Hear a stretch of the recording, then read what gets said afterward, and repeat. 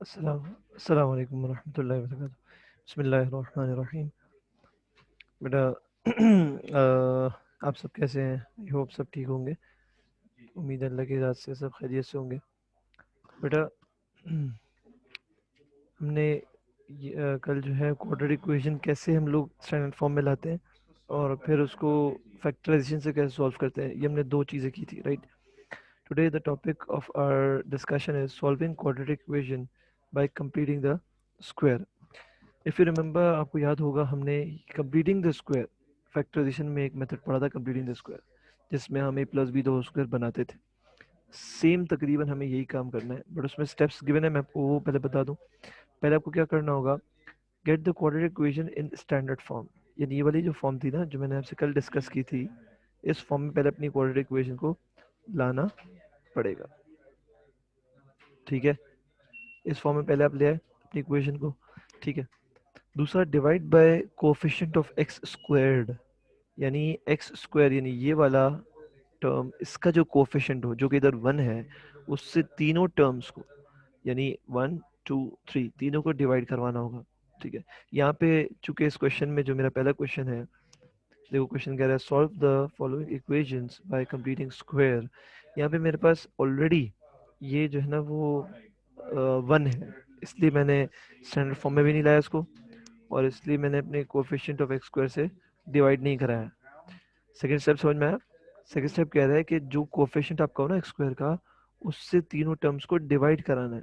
वो मैंने नहीं किया क्योंकि मेरा कोफिशिएंट ही वन है। ये दो काम हो गए। Third is move constant to term to the right hand side. मेरा कांस्टेंट टर्म वन था, मैंने उसको राइट पे रखा। ये सारे काम मैंने इसलिए इस क्वेश्चन में नहीं किए हैं क्योंकि ये क्वेश्चन जो है वो इसमें मेरा coefficient of x square one है। सही है। अच्छा, चौथा टर्म आप देखो, चौथे से हम स्टेप से हम चल रहे हैं यहाँ पे इस क्वेश्चन के अंदर। Take the coefficient of x, coefficient of x क्या पे क्या है, -2, divided by 2, divided by 2, then square it, और फिर उसको क्या करो, स्क्वायर करो। तो ये फॉर्मूला बेसिकली बहुत इजी है, coefficient of x divide by 2 और पूरे का स्क्वायर। जब ये कर लो तो यही रिजल्ट आप जो है लेफ्ट हैंड साइड पे भी और राइट हैंड साइड पे ऐड करोगे। तो चूंकि मेरा रिजल्ट यहाँ पे वन आया था, मैंने वन लेफ्ट पे भी ऐड किया, वन राइट पे भी ऐड कर दिया। जब ऐड कर दिया तो देखो ये जो मेरा पार्ट है x square minus two x plus one, ये परफेक्ट स्क्वायर बन रहा है एक्स माइनस वन का। चूंकि ये ए स्क्वायर है, ये बी स्क्वायर है, और टू ए भी निकालोगे तो आपके पास -2x ही आएगा। चेक करके देख सकते हैं आप। ठीक है, तो ये x माइनस वन का परफेक्ट स्क्वायर बन गया, और साइड में वन प्लस वन, ये टू हो गया। अब मुझे वैल्यू निकालनी है, देखो मुझे सॉल्व करना है, जैसे मैंने आपको लास्ट फैक्टराइजेशन में सॉल्व किया था, एक्स की वैल्यूज निकाली थी, सिमिलरली इसी तरह कंप्लीटिंग द स्क्वायर से भी मैं एक्स की वैल्यू ही निकाल रहा हूँ।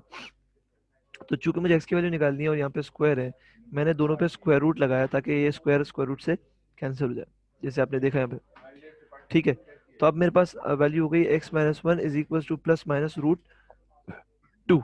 ठीक, अब मेरे पास एक मैं वैल्यू में प्लस रूट टू के साथ लूंगा और एक माइनस रूट टू के साथ लूंगा, तो मेरे पास दो वैल्यूज बन गई।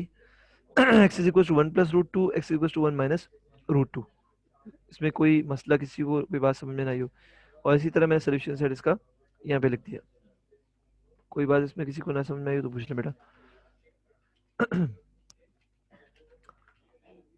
दो क्वेश्चन मैं और डिस्कस कर रहा हूँ, और उसके बाद जो है ना बाकी आपके होमवर्क लिखे हुए हैं यहाँ पे।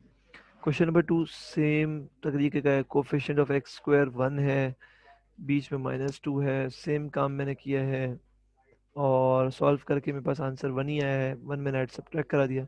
सेम है, तो तकरीबन सेम क्वेश्चन है। आपके पास सिर्फ यहाँ पे रूट टू की जगह टू की जगह थ्री यहाँ पे, तो यहाँ पे रूट थ्री आ जाएगा, रूट माइनस थ्री आ जाएगा। सेम, कोई इसमें मेरे ख्याल से डिफिकल्टी आपको नहीं होनी चाहिए, बहुत सिंपल सेम क्वेश्चन है। बस फर्क देखो उसमें ये था,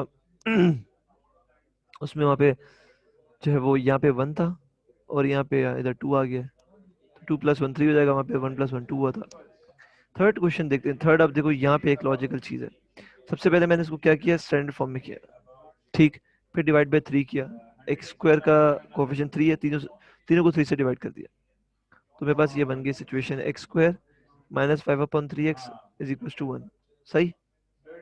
अब ये वाला जो मैंने आपको फॉर्मूला बताया था वो लगाया, और क्योंकि कोफिशिएंट ऑफ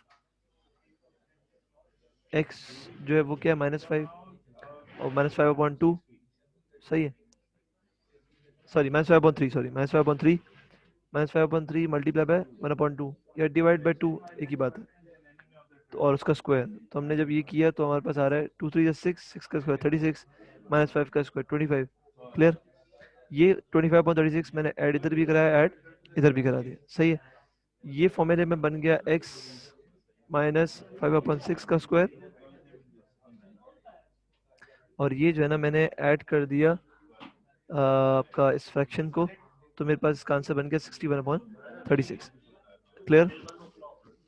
अब जब मैंने इसको स्क्वायर था, अगेन मैंने रूट लगाया, सही है, तो मेरे पास ये बच गया √61/6, क्योंकि 36 जो परफेक्ट स्क्वायर है 6 का, और ये खुल गया x -5/6। ठीक है, मैंने प्लस और माइनस में दो आंसर्स दिए, इसको सॉल्व किया तो मेरे पास एक का आंसर आ रहा है 5 + √61/6, और एक आ रहा है 5 - √61/6। ये मेरा सोल्यूशन सेट बन गया। बहुत क्वेश्चंस इजी हैं, परफेक्ट स्क्वायर बनाना मैंने पहले सीख लिया था। बस थोड़ा सा आपको क्वाड्रेटिक इक्वेशन में कैसे करना है ये देखना है बस। ठीक है, इनमें कोई भी इशू हो, ये आपका होमवर्क है, ये जल्दी से नोट कर लें आप, ताकि आपके लिए इजी हो। ये होमवर्क नोट कर लें, और कोई बात ना समझ में थोड़ा पूछ लें।